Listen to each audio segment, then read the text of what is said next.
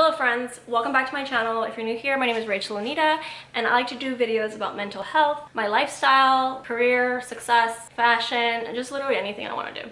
So I've just been enjoying doing this series of more serious topics, and today I wanted to talk about my alcoholism. I am an alcoholic in recovery. I have been sober almost 3 years. I'll be 3 years sober sometime in late August. I feel like I should know my date, but I don't. I just wanted to share my story with you. I got sober when I was, I think, 23 or 24, and I wanted to share with people that if you're experiencing something similar, you can also get sober, and it's not the end of your life. It's not the end of your social life. It is the beginning of your life, and I just want to show my personal experience. Maybe it can change your life. Maybe you relate to it. Now, I'm just going to start with background, my childhood. I think it's really important to examine our childhoods when we think about alcoholism, when we talk about alcoholism in our recovery. So I was always depressed and anxious, and I had ADHD as a kid, obviously, because I have ADHD now. And I don't remember much of my childhood. I experienced some adverse childhood events, which are traumatic experiences, things that affect your life and change who you are. So I had an adverse childhood experience, and I was also kind of raised in an adverse childhood experience. It was like a weird childhood. There was just always people coming and going from my house because my parents were very kind and open. They opened their house to friends, family. So we never had I never had a bedroom, a place of permanence for myself, really. I have 3 siblings. Now, we had parents that worked hard, took care of us, made sure we went to private school and then public school when they wanted us to go there, and we went on vacation, and we did a lot of nice things. But that didn't stop the adverse childhood event from happening to me and to my siblings. We've all had our situations that have led to where we are now. And I would also say that mental illness runs in my family, given that 4 out of 4 of us have mental health issues. 2 of us have addiction issues, and that's where we're at now. Now, my parents don't drink alcohol. They never drink alcohol. My mom occasionally has a margarita nowadays, but never. We weren't around people who drank alcohol. None of our friends drank alcohol because we were part of a church, and just no alcohol. I don't know where I got this from. Anyway, so I was very depressed, anxious. I was going through PTSD symptoms, and I just don't remember anything of my childhood. I just remember moments, and usually they're the bad moments. And I always felt different than my peers. In school, I felt different than them. I just felt like I was looking from a glass window, looking at my peers, watching them make friends. I just kind of felt isolated and strange and lonely. And that developed into full-blown depression, I think around 14. And I was very depressed. I remember just crying a lot, being very lonely. And at this time, my family began noticing. They thought I was lazy because I didn't want to help out with stuff, but I was just really depressed. And so my depression got really bad in high school, but I was able to shield it. I was able to mask it. I was popular in high school. I had a lot of friends. I did fine in school. I was well liked, and yeah, I had fun in high school, I guess. But that's also when I started drinking. So I started drinking with a friend of mine who's still my best friend. We just started going out to parties. We started hanging out with people that were a little bit older than us. And I remember drinking alcohol, but not doing drugs. And I remember sitting in the car as drugs were offered to me and thinking, I can't take drugs. I'm already so messed up in the head, mentally depressed, that if I take that, I'm gonna see the worst things ever. My trip's gonna be terrible. So I just remember, so I'm very glad I had that insight, because I'm sure, I don't know if I would have recovered from that. So I never did really that many of those kinds of drugs because of how bad my mental health was. And yeah, and so once I graduated from high school, I went to college, and my first year was very strange. I felt really isolated, really alone. I lived off campus, so I didn't have a dorm community. I didn't really meet people on campus. I just knew people from my church community there, and I was very alone, just very alone. It was a rough year. I think it was that fall that my sister finally encouraged me to go to therapy because I was just incredibly depressed. I was suicidal. I was just really bad. And I got help, and that's around when I first got treatment for my depression. and I think I was put on medication, but that's also around the time I started drinking. So I joined the rowing team at my school because someone invited me to, I think in an English class or something. And then I started making friends. I started having a good college experience then. So I made lots of friends on the rowing team, which then makes you friends across all of the athletics teams at the school. And then you meet even more people and you go to parties, right? So I remember, well, in high school, I remember my first drinking experience. Well, I was in junior high when I had my first drinking experience. I drank a 40, and that's a big drink. And I remember just feeling like, this is it. This is the best feeling in the world. I don't feel anything. I feel so happy. And I drank to blackout from the beginning. And I remember my first party at college, drank to blackout.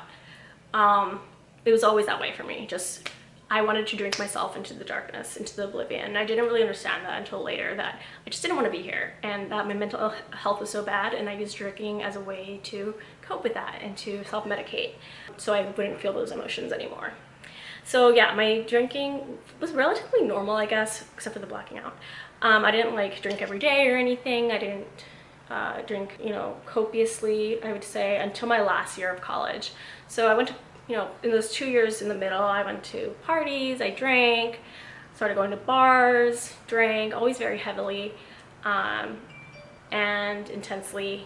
I would dabble in a few like other drugs, I guess, at the time, but nothing really ever tickled my fancy as much as alcohol. Right before my senior year, I was drinking very heavily.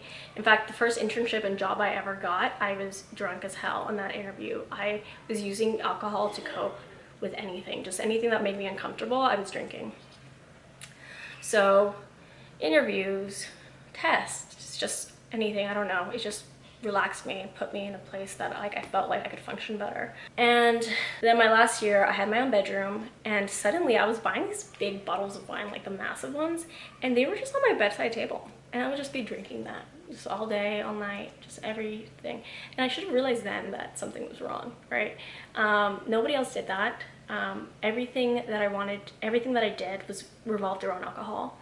I was also going through a very tumultuous relationship in the last 3 years of my college. That was very traumatic for me. I coped with drinking. I drank with that person. I coped by drinking, and it was just very traumatic experience. And along with all of this, I was just extremely depressed, just horribly depressed through college. And drinking was the way that I would deal with that. It was fun. It made me feel attractive. It made me make friends so easily. I was making friends all the time. You know, I was invited to all the parties. I was just having such a good time, and it was worth it. It was worth the lows and the hangovers and such. And then I moved across the country. So I went to DC for an internship my last semester of college, and the internship that I drank during the interview for. And then I drank there a lot with my best friend. I remember a really traumatic experience was I drank very heavily one night, and I woke up in a hotel room. Nothing had happened really, but it was just like very jarring, and I didn't know where I was. And this happened a lot. Something about alcoholics is that we often drink because we're traumatized, or there's something in our past that is haunting, or maybe we've done something that's haunting, and we drink to remedy that trauma. But in our drinking and in our alcoholism and addiction, we often re-traumatize ourselves. The things that we engage in, the ways that we cope, what happens when we're drinking can re-traumatize us. And so it's this vicious cycle of traumatizing ourselves and drinking, traumatizing ourselves, drinking, traumatizing ourselves, drinking. And it's a vicious cycle to get out of, especially when you get so used to that emotion and so used to not feeling well and having a good life, that it's all you know, that suffering, and it's so easy to just go back to that. But yeah, I got a job from that internship, and I stayed in DC, and I didn't know anybody. Okay, I got an apartment with some girls and didn't really know them very well. I was working, I was drinking heavily, and I think it was about 3 months of me working before I started to seek out help. So I was working with them for about 7 months, including the internship, and I was just drinking so heavily. Every night I was drinking to blackout and waking up, and being like having to get up to go to work, still being drunk, worried I smelled like vodka. I had been banned from the local bar that was 10 feet away from me. Not 10 feet away from me, that was like half a block down. I'd been banned from that bar for whatever, who knows, I don't know actually, so I don't remember, but I was banned. I do know that. And I was just in so much suffering. I was also really suffering from that relationship still, that it had ended, but it was also just, it was always there. We were still in contact, and there was just such a deep feeling there that I had for this person. And so I was still suffering a lot with that. I was lonely, and I was kind of just finally alone where I could drink without judgment, and that's what I did. So I had my room, I drank, I woke up, I'd have a cigarette on my balcony, and my balcony was just riddled with bottles. There was just bottles everywhere, 'cause that's where I'd hide them. And I didn't really like see anything that wrong with it. I just knew I was really fucking sad, right? But I forget what happened. I think, yeah, I was drinking really heavily, and my sister would come down and take care of me, and I don't remember what happened. I think I went back to California, I partied for a weekend, and then I came back and I kept partying. Then I missed work for like a few days, I think, because I was just drinking. And I don't know why, I don't remember why, but I called my sister and I said, hey, I have an alcohol problem, I need help. And she came down, and from Philadelphia, she has been incredible for my mental health. She helped me get into regular therapy and then into rehab. And so she came down, and I remember we spent a day going to appointments trying to get my treatment, and I found a place called Colmac in DC. I would really recommend them for outpatient treatment, intensive outpatient treatment, because I was adamant that I keep my job and keep my life, because I moved all the way across the country for this, but also try to get treatment. And so when I got back from my trip, I started intensive outpatient, and I liked drugs at this time. I had received, so the summer before, I had tried to get sober actually, with my parents' help. I forgot about this. And I was given like a ton of benzos to help me get through my vacation with my family.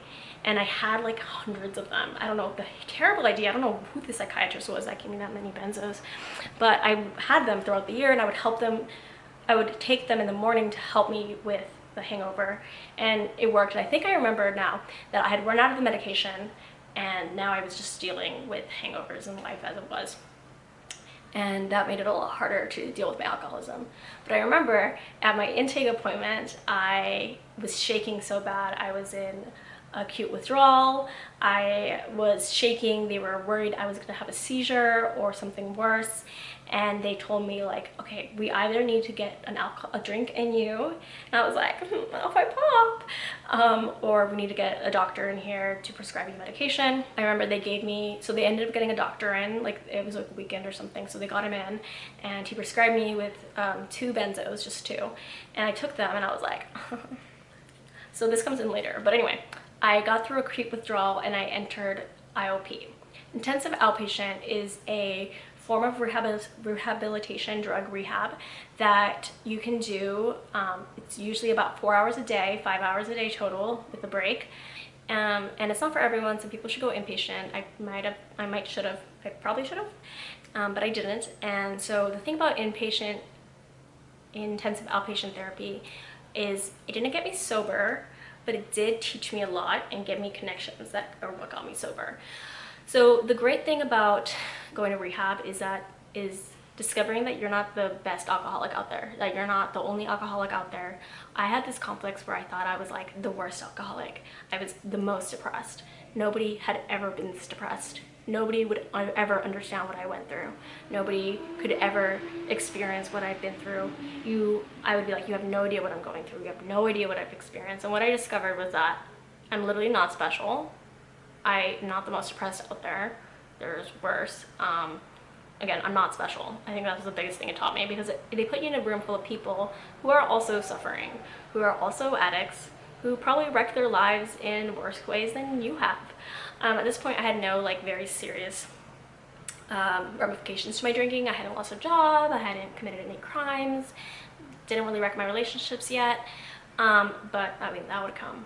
But it gave you community. It allowed me to see that I wasn't alone, that I wasn't the only one experiencing this. And I'm also like super nosy and gossipy, and so just hearing other people's problems, like hearing people be like, yeah, anyway, so I started drinking and then I stole a baby and then I ran on the street. And I'm like, you know, like you hear some amazing stories in IOP. So I was in there for the tea, but I was also trying to get sober, kind of. And they make you take this medicine that literally makes you physically sick if you drink. I escaped that. But yeah, so I was in IOP for a while, about a month, and I was relapsing. And you had to go there and be like, I relapsed, and you have to discuss it. People talk about it with you, and it's a good space to be honest. And then I went home for a while to California. They advised me not to go, but I relapsed there. Suddenly I had legal repercussions to my actions, and I went back and I said I didn't relapse, and I went back to my group, and they awarded me with a little certificate, 30 days sober, and I was like, I have to call my lawyer after this.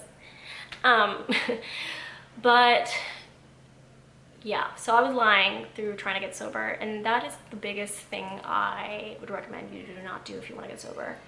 Tell the truth. That's how you get sober. What helped me get sober ultimately is because I was relapsing throughout going to this program until I graduated in September, when I told them I was sober for 3 months and I wasn't. Is they brought AA meetings into the group. So there was like the group therapy session, and then there was a meeting, and then there was a education session where they taught you why you're an addict in your brain and stuff, and science behind it, which was also incredibly helpful. But they brought an AA meeting, and I saw a girl who was my age. Now, most of the people in my group were like older, 30s, 50s, 60s. There was like a really old man there, and so I didn't really identify that much with them. I couldn't believe the fact that I would stop drinking in my 20s. I was like, these people gotta keep drinking. Why do I have to stop drinking now? Like, can I just keep it under control for a few more years? And yeah, but there was a girl my age, younger actually, who was at the AA meeting, and she looked so pretty and she had her stuff together, and she was just like so cool. I got her phone number because AA people love to give you their phone number and tell you to call them. And I didn't use that for a bit, but yeah, so I kept drinking, and then I started going to AA meetings. And an insane thing that happened was, so I asked this girl, I messaged her, I don't know why, probably relapsed again. I was probably suffering and hating myself, and I was like, hey, maybe I'll go to an AA meeting, I guess. And she was like, yeah, come to the young people's meeting on Mondays. And so I rolled up, didn't know where to go, because in these churches it's like really confusing to find where you're trying to go to the meeting at. It's like usually in the basement under a staircase, and you have to go find it. It's an alley. So I made it into the meeting, and I was shook, y'all. Okay, if you're in your 20s and you think that you're the only alcoholic out there that's gonna have to stop drinking, you're wrong. There's a lot of us out there. This room was full of 20-somethings, college students, recent grads, young people, like cool, hot-looking, good people, nice people, friendly people. There was teenagers there. There was like 14-year-olds there, and I was shook, y'all. And these people were like, yeah, here's my story. I have 4 years sober now. I used to drag race when I was 12, when I was drunk, and now I'm like, I have a job and everything's great. And I was like, I was shook. Okay, I realized that I wasn't alone. I wasn't the only drunk 20-year-old out there that was ruining my life, and these people were all up in my shit. So the thing about AA meetings is they come up to you after, and they're like, give me your phone number, we can be friends. And the thing that really helped me get sober and stay sober, I would say, is a few things. First of all, AA really helped me. Now, I wasn't really into the God stuff. Complicated relationship with God, I've got. But I was willing to look past that because I wanted, more than anything, I cared more about getting my life together and getting sober than about stupid shit like the fact that they talk about God. Okay, I feel like that's an excuse sometimes. Don't come for me. But whatever, just ignore the God. They say God of your own making. Come up with your own making of God and do it. But yeah, so AA. Okay, second thing was lying. Alcoholics are liars. If you know an alcoholic, they probably just lied to you last time you talked to them. I'm still a liar. it's just about less serious things. But I used to lie all the time. Like, again, I lied my way through rehab. They gave me a little certificate of completion. We're great liars. We're good at tricking ourselves. We're good at tricking everyone else around us, and we will do it. Yeah.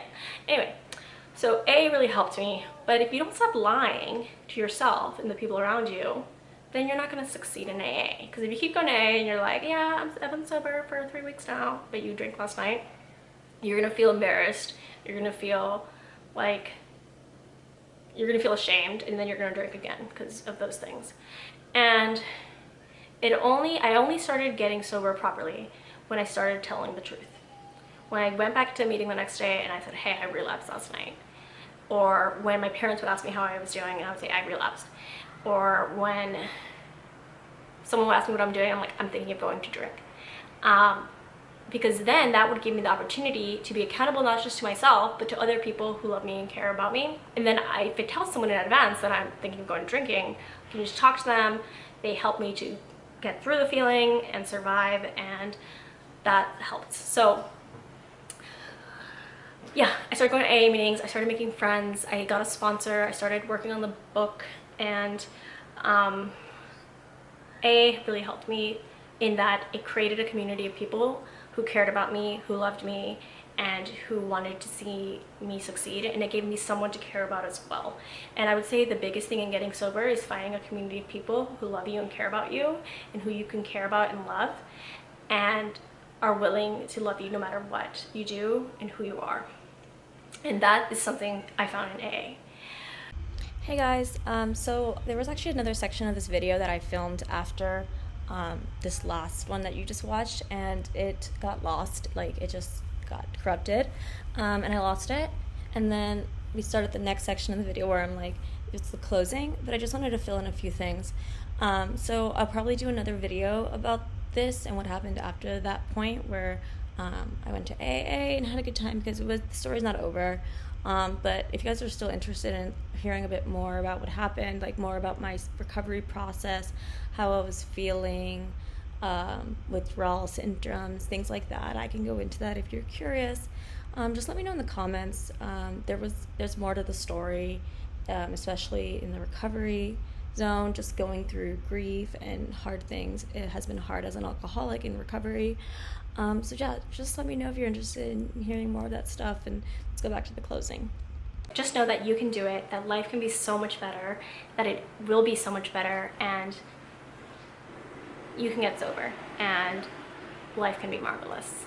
And I hope that you found things to relate to in this video. If you have any comments or questions, feel free to leave them down below. I try to always respond to comments, and I just love having communication with people. It makes me feel less alone. And yeah, thank you so much for watching this video. I know it was really long. I hope you liked it. Please make sure to like, comment, and subscribe, and check out my Instagram. The link's down below.